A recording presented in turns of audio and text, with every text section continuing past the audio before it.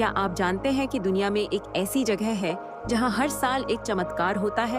एक बर्फ का शिवलिंग जो बिना किसी मानवीय हस्तक्षेप के स्वयं प्रकट होता है। वाह, यह तो बेहद रोचक है। क्या यह वही प्रसिद्ध अमरनाथ गुफा की बात कर रही हैं आप? हाँ बिल्कुल। और जानते हैं इसकी सबसे खास बात यह है कि यह शिवलिंग श्रावण मास में विशेष रूप से बनता है। यह सृष्टि के सृजन और लय का प्रतीक माना जाता है।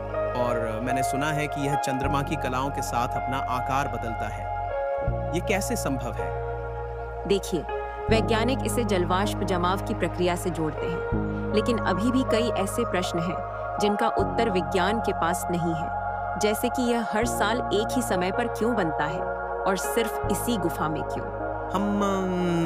यह वाकई में एक रहस्य है। और क्या आप जानती हैं कि इस गुफा का इतिहास कितना पुराना है? पौराणिक मान्यताओं के अनुसार यही वह स्थान है जहां भगवान शिव ने माता पार्वती को अमृतत्व की कथा सुनाई थी।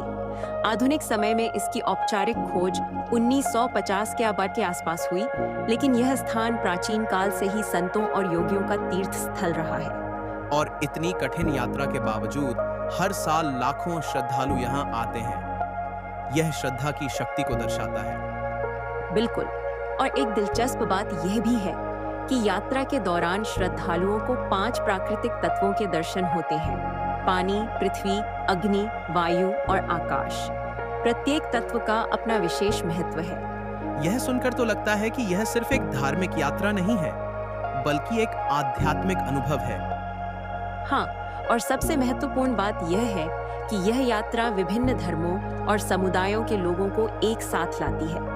यहाँ मुस्लिम पोर्टर और गाइड हिंदू श्रद्धालुओं की मदद करते हैं, जो सांप्रदायिक एकता का एक जीवंत उदाहरण है। वाकई में यह सामाजिक एकता का एक बेहतरीन उदाहरण है। और यह यात्रा केवल कुछ महीनों के लिए ही संभव होती है ना? बिल्कुल सही।